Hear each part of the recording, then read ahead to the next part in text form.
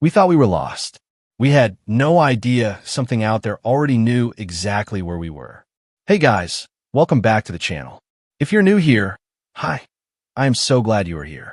My name is Joel, and this is the place where I share real stories, things that actually happened, things that kept me up at night, things I needed to get out of my head and put somewhere. Before we get into today's story, I just want to say, where are you watching from right now? Drop in the comments. I love seeing where you guys are coming from. And how are you doing? Genuinely. I hope today has been kind to you. If you have not subscribed yet, please do it right now. Just hit the button. It is free and it helps this channel stay alive, and I put everything I have into these stories. Okay, are you comfortable? Good. Turn a light on if you need to. Actually, maybe leave it off.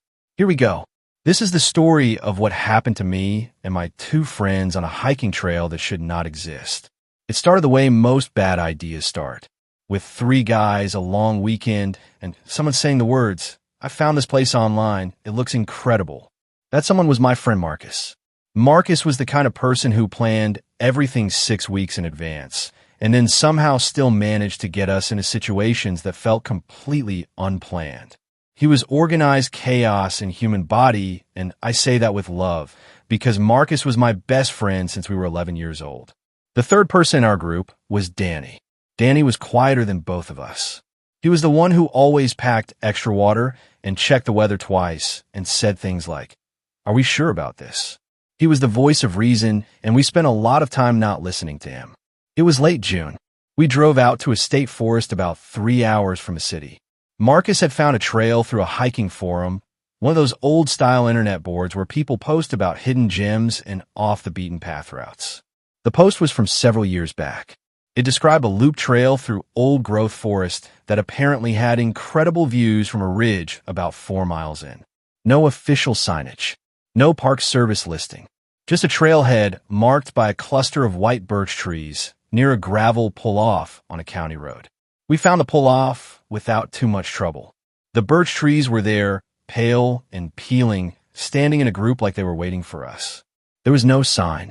No trail map box, just a narrow path going into the trees. Danny said, "Are we sure about this?" Marcus was already putting on his pack. I followed Marcus. That is the honest answer for why I went in. Not because I was brave, because Marcus was already moving and I did not want to be the one standing at the car. The trail was beautiful at first. I want to be clear about that, because I think sometimes in these stories people say it felt wrong from the beginning, and maybe that is true for them, but for us, for the first hour, it just felt like hiking. The trees were tall and old, and the light came through them in long, slanted beams. The ground was soft. Birds were loud overhead. Marcus kept stopping to take photos on his phone, and Danny had already found his rhythm. That steady, quiet pace he gets into where he barely speaks and just moves. I felt good. I felt like this was exactly what I needed. Then we hit the first marker. It was a cairn, a stack of flat stones, sitting just off the trail to the left. That is not unusual. Hikers build cairns all the time to mark paths. But this one had something on top of it. A small bundle of what looked like dried grass or straw, tied with dark thread, about the size of a fist. Shaped almost like a rough figure. 2 pieces of straw sticking up like arms. Marcus looked at it and said, "Oh, that's cool, probably some art installation thing."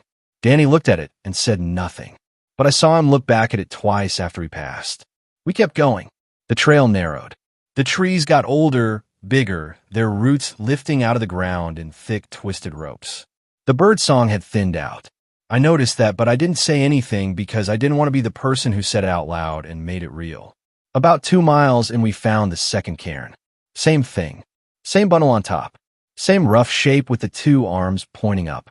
Marcus took a photo. Danny stopped walking. He said, "Guys, both of those were on the left side of the trail." Marcus said, "So?" Danny said, "So whoever made them wasn't marking the trail for hikers. They were facing inward, like they were marking something else." We stood there for a moment. The forest was very quiet. I mean the kind of quiet that has weight to it, that you notice because it is not normal quiet. It is absence. No wind, no birds. Just the sound of our own breathing and the distant creak of branches somewhere above us. Marcus said, "You are genuinely the most dramatic person I know," and I say that as a compliment, come on. He started walking. I followed. Danny stood still for another few seconds, and then he followed too. About a quarter mile further, I stopped walking. There was a smell. I cannot describe it perfectly. It was somewhere between something animal and something burnt. Not strong, but present. The kind of smell that your body reacts to before your brain has finished identifying it. My stomach tightened. My pace slowed without me deciding to slow it. I said, "Do you guys smell that?" Marcus said, "Smell what?" And then he stopped walking too, because he smelled it. We stood on the trail, and the smell sat around us, and none of us moved for what felt like a long time. Then from somewhere off to the left, maybe 60 or 80 feet into the trees, there was a sound. Not an animal sound, not a branch falling, not wind. It was a slow, low sound, almost rhythmic, like something moving through undergrowth with deliberate steps. Not fast, not panicked. The way something moves when it is not afraid of being heard. One step, pause. One step, pause. We could not see anything. The trees were dense, and the light had shifted, gone flatter, and the shadows between the trunks had filled in. Danny said, very quietly, "We need to go back." Marcus did not argue this time.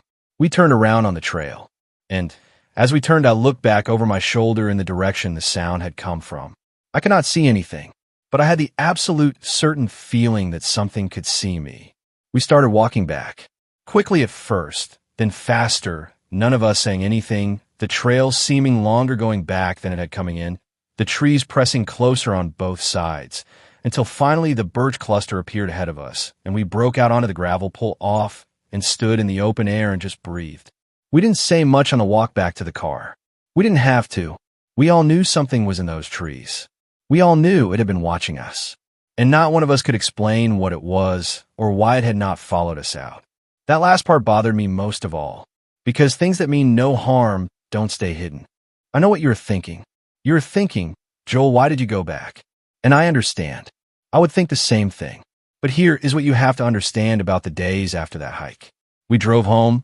We got food. We sat in Marcus's apartment, and we processed it the way young men process things, which is to say we made jokes about it until it felt smaller, and then we went home separately and did not sleep well. I lay in my bed that first night, and I stared at the ceiling, and I replayed the sound. That slow, deliberate stepping. One step, pause. One step, pause. I kept trying to assign it to something normal. A deer, a person out for a walk, someone camping in the forest. Every time I almost convinced myself, the smell came back. Not literally, just the memory of it. That animal burnt smell that my body had reacted to before my brain could catch up. By the third day, Marcus had done what Marcus always does. He had researched. He called me, and he said, "Okay, so I went back to that forum, and I found more posts about that trail. And some of them are weird." I asked him how weird. He said, like, people describing similar things. The cairns, the smell. One person said they heard the stepping sound. Another person said they saw something moving between the trees, but could not make out what it was.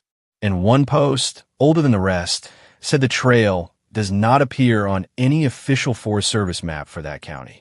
Not old maps, not new ones, nothing. It is like it does not officially exist. I sat with that for a moment. Then I made the mistake of asking what he was thinking. Marcus said, "I think we should go back and go further, past where we turned around. I think whatever is up on that ridge is what this trail leads to, and I think if we go prepared in daylight with a plan, we can figure out what is actually going on up there. It could be nothing. Hunters. Some local thing. I just need to know." I said no immediately. Then I said no again 2 days later when he brought it up on a phone call. Then Danny called me. Danny, who was the voice of reason, who always said, "Are we sure about this?" Danny called me and said, "I think we should go back too, but not for the reason Marcus wants to go back." I asked him what he meant. He said, "I looked up disappearances in that county. Hiking related. In the last 15 years, there have been 4. All on the same general stretch of forest. No bodies recovered. All listed as lost hikers. One was a solo woman. 2 were a pair of college students. One was a man who was an experienced outdoorsman, someone who had hiked that region dozens of times." He paused. He said, "I want to go back because I want to understand if that trail has something to do with those disappearances." And I think we need to go back before someone else goes in there who doesn't know what we know. That was a different kind of reason. That landed differently. We went back the following Saturday. This time we told people where we were going. We wrote down the county road number and the pull-off location, and we sent it to 3 separate people with instructions that if they did not hear from us by 8 p.m., they should call it in. We brought bear spray. Marcus brought a proper trail camera he borrowed from his cousin. Danny brought a handheld GPS unit and had downloaded a topographic map of the area. We parked at the pull-off. The birch trees were there. The path was there. It was 9 a.m., and the sky was clear, and everything looked completely ordinary. The first cairn was exactly where we remembered it. Bundle on top. Figure shape. Arms pointing up. Marcus set up the trail camera about 10 feet from it, angled to capture the cairn and the surrounding trail. If anything came near it in the next several hours, we would have it on film. We walked further in. The second cairn was there too. But there was a third one now, one that had not been there the first time. It was in the middle of the trail, not off to the side, right in the center of the path, blocking it. And the bundle on top of this one was different. The figure shape was more detailed. It had what looked like a small dark stone placed where a head would be. And the arms were not pointing up this time. They were pointing back the way we had come. Danny said, "That is a warning." Marcus said, "Or someone is messing with hikers for fun." But his voice was different this time. Lower, less certain. We stepped around the cairn and kept going. The trail climbed. The trees thinned slightly and the light improved, and for a stretch of about 20 minutes, it genuinely felt okay. We could see further between the trees. The ground was drier. Marcus was talking about the forum posts, running through theories, and I was listening and watching the tree line, and Danny was watching his GPS. Danny stopped. He said, "This does not make sense." I asked what. He showed me the GPS. According to the topographic data, we should have been approaching the ridge. The land should have been rising toward a visible crest, but the GPS was showing us moving in a gentle curve. We had been walking in what felt like a straight line, but the data said we were not. We had been curving slowly, almost imperceptibly, to the left. We had been walking in a wide arc, back toward the area where the sound had come from. Marcus looked at the GPS, then at the trail, then at the GPS again. He said, "How is that possible? We have been following the trail." Danny said, "Yes, and the trail has been leading us there." We stood completely still, and in that stillness, from somewhere much closer than before, we heard it again. One step, pause. One step, pause. Closer this time, much closer. And this time, there was a second sound underneath it. Faint, almost like interference, almost like a frequency rather than a proper noise. A low hum that I felt more in my chest than heard with my ears. We ran. We made it out. I want to say that first because I know how these stories go and I want you to breathe. We made it out of the forest and back to the car, and we drove away from that county road and did not stop until we were 40 miles away at a gas station with fluorescent lights and a bored teenager behind the counter and the most normal-looking beef jerky display I have ever been grateful to see in my life. We sat in the car in that gas station parking lot for a long time. Then Marcus remembered the trail camera. He had clipped it to a tree near the first cairn on a timer. It was set to take a burst of photos every 30 seconds and to also record motion-triggered video. He had the receiver unit with him, a small screen about the size of a playing card. He pulled out of his pack, and we all leaned in. The first set of photos were normal. Trees, the cairn, the empty trail, morning light, a small bird that landed near the stone stack and then flew off. Then about 40 minutes in, the motion trigger fired. The video was 11 seconds long. For the first 6 seconds, nothing was visible, just the trail and the cairn and the trees. Then at the left edge of the frame, something moved. I have watched that video probably 200 times since that day, and I still cannot tell you with complete certainty what I saw. Here is what I can tell you. It was tall, taller than a person, but moving in a way that suggested it was trying not to be. Slightly crouched, the way you crouch when you want to reduce your profile. It moved behind a tree and stayed there. For the remaining 5 seconds of the video, it did not move again. But you could see it, just the edge of it, behind a trunk. Still. And then the video ended. We sat in that gas station parking lot, and we watched it 4 times in a row without speaking. Danny said, "That is not a bear. Bears do not move like that." Marcus said nothing. Marcus, who had an explanation for everything, who had never in 11 years of friendship been fully at a loss for words, said nothing. I said, "We need to send this to someone." We talked about who. We talked about whether anyone would take it seriously. We went back and forth about the forum, about posting it online, about going to the Forest Service or the county sheriff.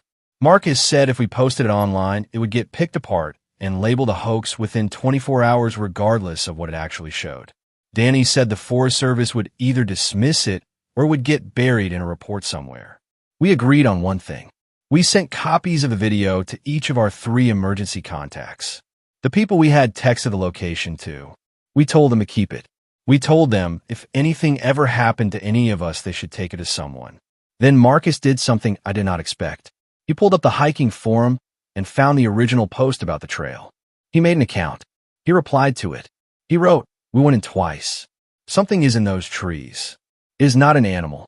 Do not go in without telling someone where you are. Cairns on the trail are not made by hikers. Trail curves back toward the area where it is active. We have footage. Stay safe." He posted it and put his phone down. We drove home mostly in silence. I spent that night at Marcus's apartment. None of us wanted to be alone. We ordered food and watched something on television, and nobody talked about it, but nobody suggested going home either.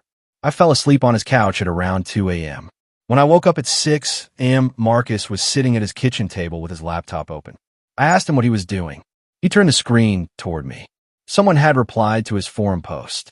The reply said, "We know that trail. We are local. You are the 4th group to report what you described. The others did not all make it out. Do not go back. Do not post the location publicly. Please delete this thread." The account that posted the reply had been created that same night. No other posts. No history. Marcus looked at me. I looked at him. He deleted the thread. It has been 2 years since that second hike.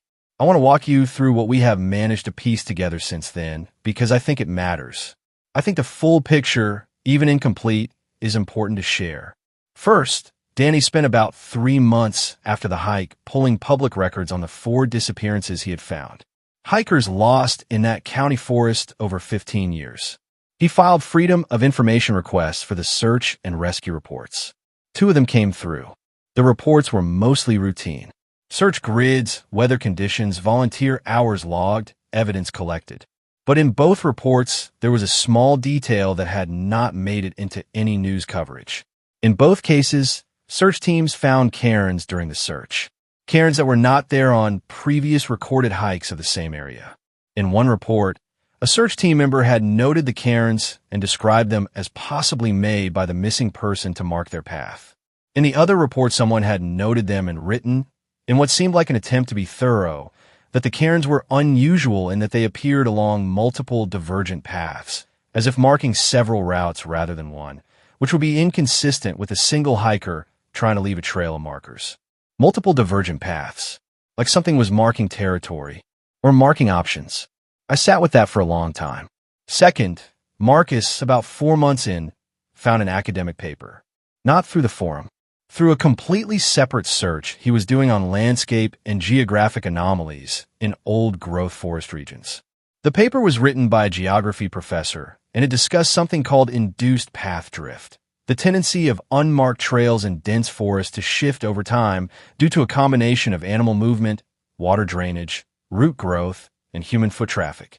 The paper argued that some trails in old-growth forest effectively developed their own logic, curving and redirecting in ways that are invisible to a person walking them, but very clear on topographic data.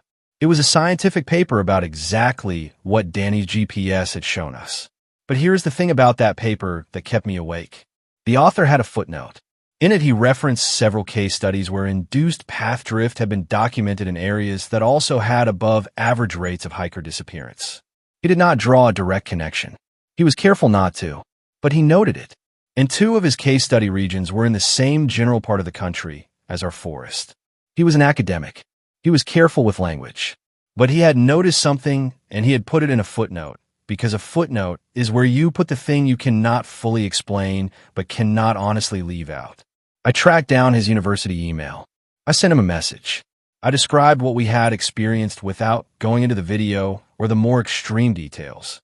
I asked if he had ever encountered reports of unusual sounds or sensory experiences in the areas he studied. He replied 4 days later. He said, yes, but I would prefer not to discuss it over email. He said he was not in a position professionally to engage with that dimension of the research publicly. He said, I will tell you this much. What the trails lead to in these cases is not on any map because it was never meant to be found by following a path. The paths are not made to help you get there. They're made to keep you circling. Whatever is at the center does not want visitors. It wants proximity. There's a difference. I read that email probably 50 times. Whatever is at the center does not want visitors. It wants proximity. I think about that when I think about the sound. One step, pause. One step, pause. It was never charging at us. It was never running. It was just moving closer. Slowly, steadily, reducing the distance between itself and us at a pace that was almost patient. Third, and this is the part that I find hardest to talk about. About 8 months after our second hike, Marcus got a message on the hiking forum account he had made. The thread was deleted, but the account still existed. Someone had tracked it down and sent a direct message. The message said, the bundle figures on the cairns are not made by whatever lives there. They're made by locals who have known about the trail for generations. They are warnings. The figures with arms pointing up mean active, meaning it is present and aware. The figure in the middle of the trail with arms pointing back means leave now. You read it correctly. You're lucky you listened. Most people think they are art or curiosity. Most people walk past them. Marcus asked who they were. They said, someone whose family has lived near that forest for a very long time. Someone who lost a relative to that trail in 1987. Someone who places those cairns every spring because the other option is to try to get the trail officially closed, which we have tried, and which goes nowhere because the trail does not officially exist and therefore cannot be officially closed. They told us not to share the location publicly. They said more curious people meant more risk. They said the only thing that had ever seemed to matter was the cairns, and even those only helped people who happened to understand what they meant. Marcus thanked them. He asked one more question. He asked, what do you think it is? They did not reply for 2 days. Then they sent one sentence. They said, we stopped trying to name it a long time ago because naming it made people want to look for it. That was the last message. So here's where we are now, 2 years out. Marcus still has the trail camera video saved in 4 different places. Danny still has the GPS data. I still have the professor's email. We have not gone back. We have not shared the location publicly, and I am not going to share it here either, and I want to be clear about why. It is not because I think you cannot handle it. It is because I think some places should stay hard to find. What I will say is this. If you hike, especially in old growth forest, especially on unmarked trails that you found on some obscure forum post, pay attention to the markers you find. Pay attention to whether the birds have gone quiet. Pay attention to whether your body reacts to something before your brain has caught up to it. That gap between the body knowing and the brain knowing, that is not imagination. That is the oldest system you have. It was built for exactly these moments. And if you find a cairn in the middle of a trail with a figure on top and the arms pointing back the way you came, turn around. Just turn around. Don't be Marcus about it. Guys, that is the story. I have been sitting on this one for a while because some of it still genuinely unsettles me to write out. If you made it to the end, thank you, sincerely. This community means everything to me. If you have not subscribed, please do it right now. It takes 2 seconds, and it is the single best thing you can do to support what I'm building here. Drop in the comments where you are watching from and tell me, would you have gone back a second time? I need to know if I'm alone in this. I will see you in the next one. Stay safe. Stay on the marked trails.